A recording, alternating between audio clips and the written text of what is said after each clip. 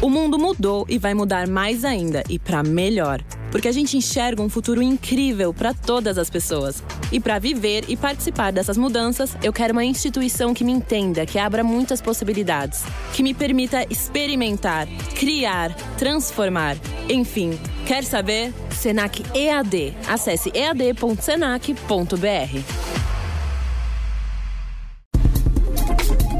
Direto de Brasília, com Eliane Cantanhede.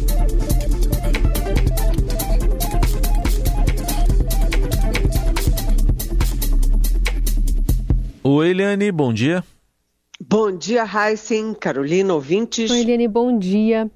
Bom, essa aprovação da PEC que reduz o poder de ministros provocou essa batalha verbal aí entre autoridades dos poderes do Judiciário e Legislativo, declarações diretas e públicas de representantes dos dois lados. Então, do Supremo a gente viu 2 ministros alertando que a corte não é formada por covardes e, por outro lado, o presidente do Senado disse ter certeza da coragem cívica dos magistrados. Vamos ouvir Gilmar Mendes e Rodrigo Pacheco. É preciso altivez para rechaçar esse tipo de ameaça de maneira muito clara. Esta casa não é composta por covardes. Esta casa não é composta por medrosos. Cumpre dizê-lo com a serenidade, mas com firmeza e com o desassombro que esse tipo de investida exige de todos nós, membros desta casa multicentenária. Este Supremo Tribunal Federal não admite intimidações. Nós não podemos admitir que a individualidade de um ministro do Supremo Tribunal Federal declare inconstitucional uma lei sem a colegialidade do Supremo Tribunal Federal. Portanto, eu não admito que se queira politizar e gerar um problema institucional em torno de um tema que foi debatido com a maior clareza possível, que não constitui nenhum tipo de enfrentamento, nenhum tipo de retaliação, e nós jamais nos permitiríamos a fazer isso, porque é algo puramente técnico de aprimoramento da justiça do nosso país, que vai ao encontro de um princípio constitucional que deveria ser aplicado no Brasil, que não é. Que é esse princípio que somente a maioria absoluta de um tribunal é que pode declarar a inconstitucionalidade de uma lei. Relações abaladas entre essas duas instituições, hein, Eliane? Tá não só entre essas duas, né? Porque, na verdade, essa crise entre o Supremo e o Senado Federal acabou tragando o governo Lula. Então, o Supremo está irritado com o Senado, mas está irritadíssimo com o governo. Por quê? Porque a oposição não teria votos sozinha para aprovar a PEC. Né? Quem deu o voto decisivo foi exatamente o líder do governo no Senado Federal, o senador Jacques Wagner, do PT da Bahia. Se não fosse o Jacques Wagner, a PEC não teria passado, né? Depois que o Jacques Wagner votou, inclusive 2 senadores da Bahia que já tinham declarado que iriam votar contra a PEC, votaram a favor. Portanto, quem deu a vitória a essa PEC, que é contra o Supremo, foi o governo federal.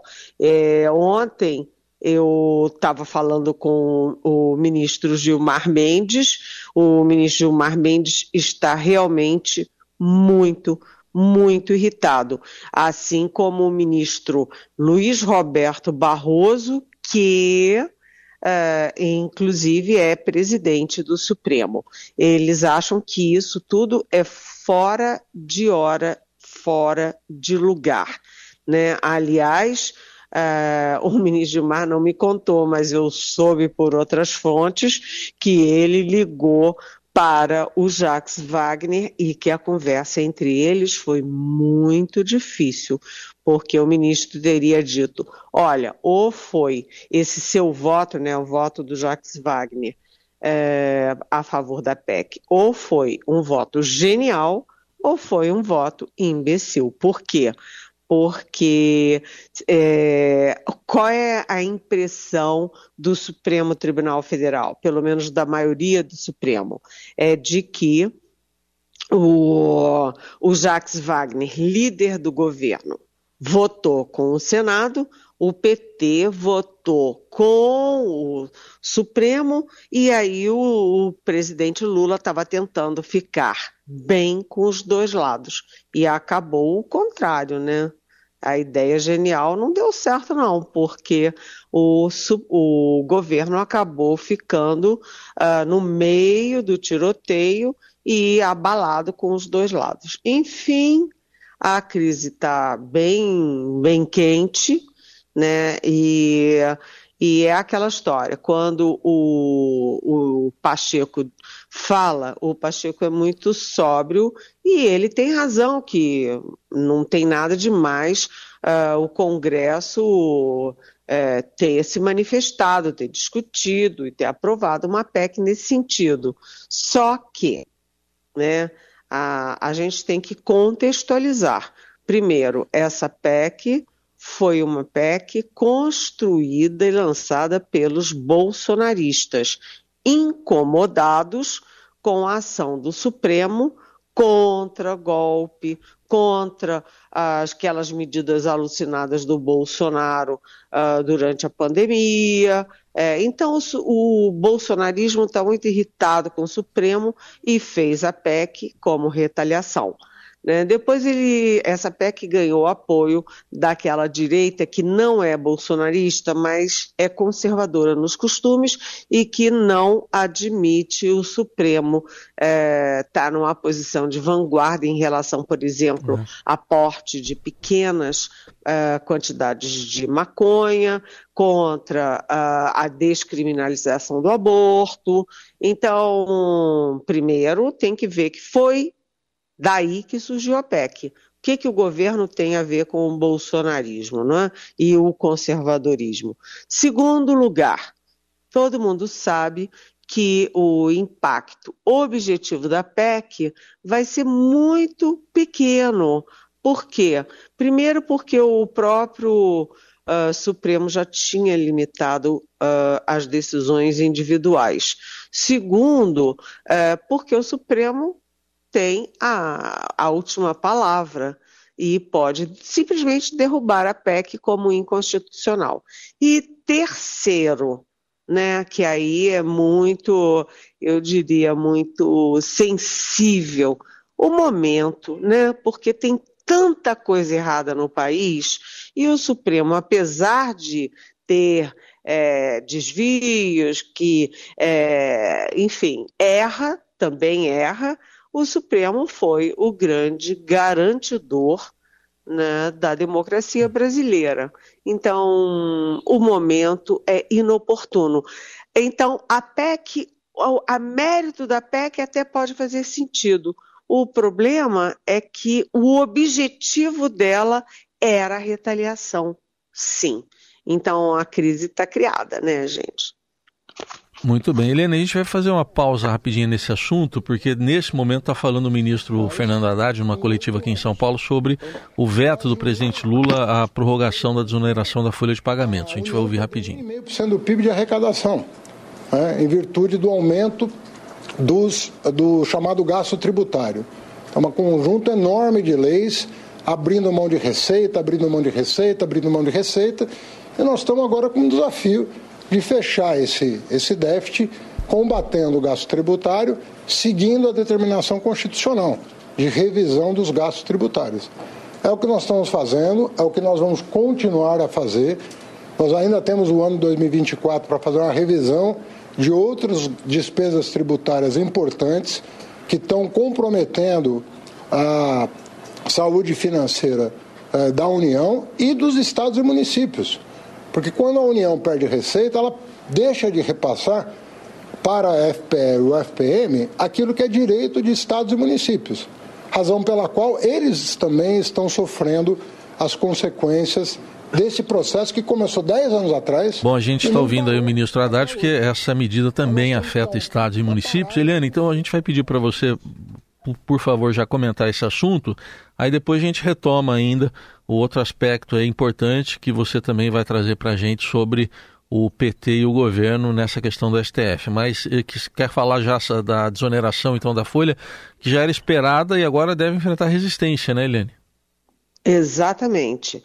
A desoneração da folha foi não a desoneração, a decisão do presidente de vetar a prorrogação dessa desoneração da folha é mais uma vitória do Fernando Haddad dentro do governo. O governo discutiu muito, o Palácio do Planalto discutiu muito, né?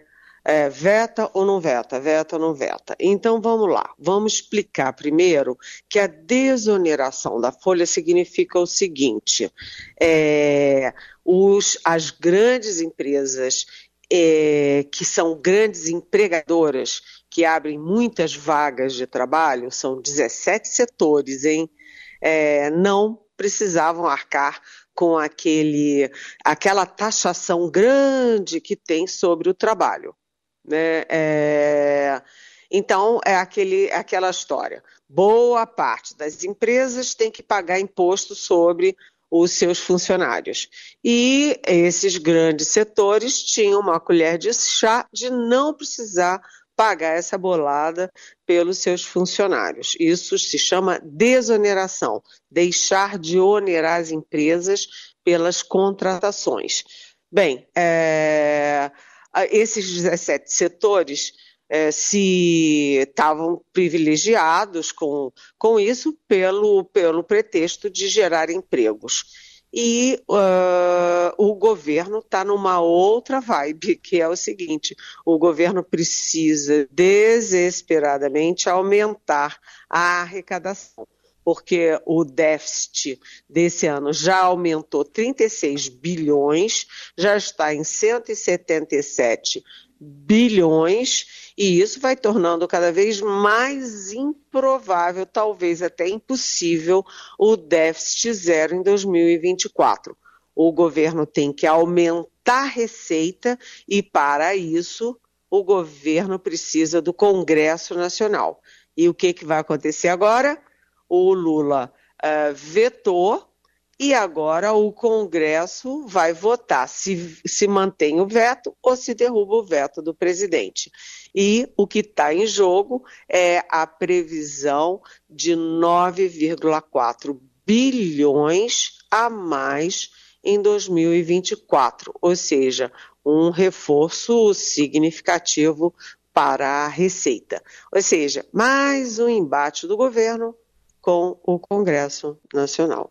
Eliane Cantanhede por aqui no nosso Jornal Eldorado para abordar esse outro componente que entra na discussão, nessas rusgas aí envolvendo o Supremo Tribunal Federal, o Palácio do Planalto, né, o Congresso Nacional, que é o líder Jacques Wagner.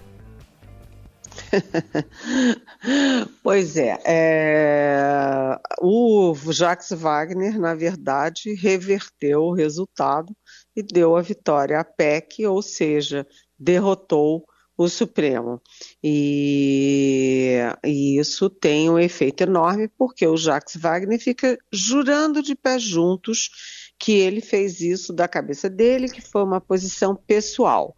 Mas a maioria do Supremo não acha que foi assim. Acha que foi uma articulação do Palácio, né, do PT votar contra a PEC, mas o líder do governo votar a favor.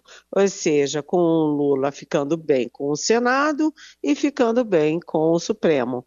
Eu acho que deu errado, né? Então, o chefe da Casa Civil, o Rui Costa, que é da Bahia, como Jacques Wagner, que é do PT, como Jacques Wagner, que sucedeu o Jacques Wagner no governo da Bahia, né, que chegou à Casa Civil por apadrinhamento do Jacques Wagner, jura que não sabia. Imagina. Então, Jacques Wagner jura que foi um voto pessoal, o Rui Costa jura que não sabia que ele ia votar sim, e jura mais ainda que o Lula não sabia. E aí, os ministros do Supremo não acreditam. É aquela história, me engana que eu gosto.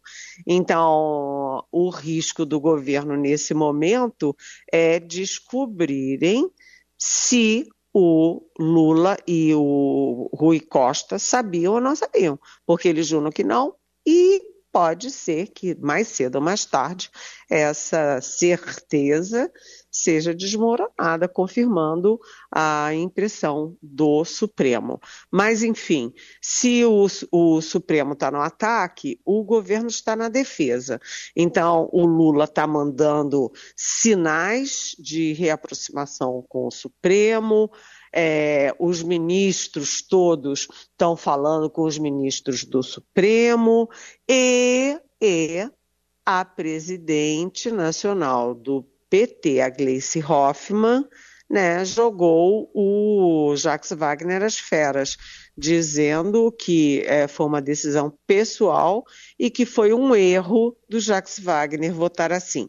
Ou seja, o PT que votou contra a PEC e, portanto, a favor do Supremo, agora tira o corpo fora e joga o Jacques Wagner na fogueira.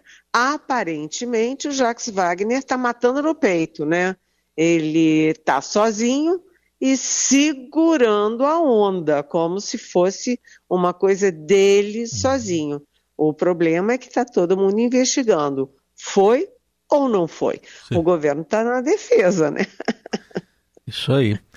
Bom, Eliane, para a gente fechar, tem mudança de partido aí da governadora de Pernambuco, Raquel Lira. Ela está tirando o B, a letra B da filiação partidária dela?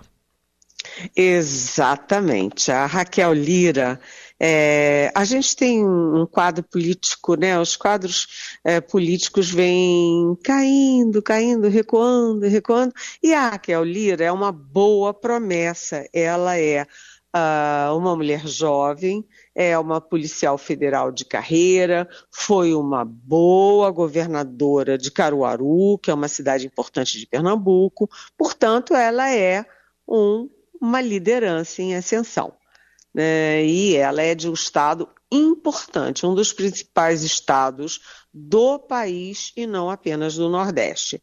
E a Raquel Lira está saindo do PSDB rumo ao PSD do Gilberto Kassab.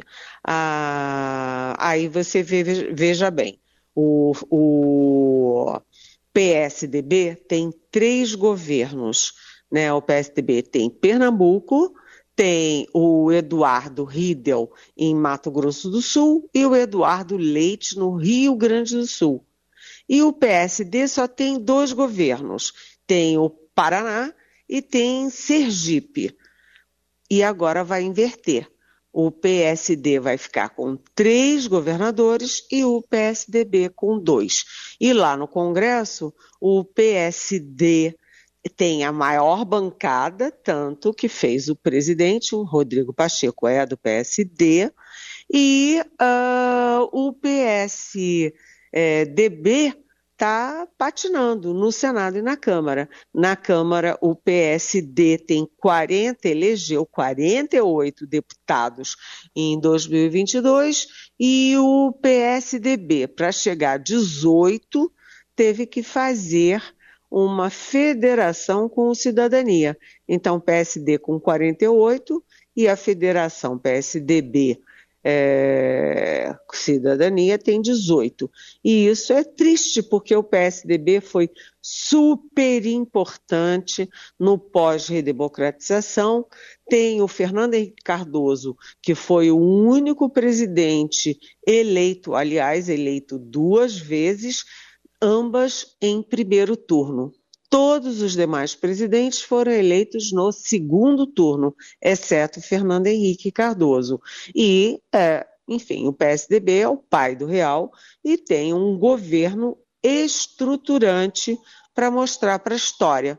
Mas está no seu ocaso, né? O PSDB está no fim da festa, né?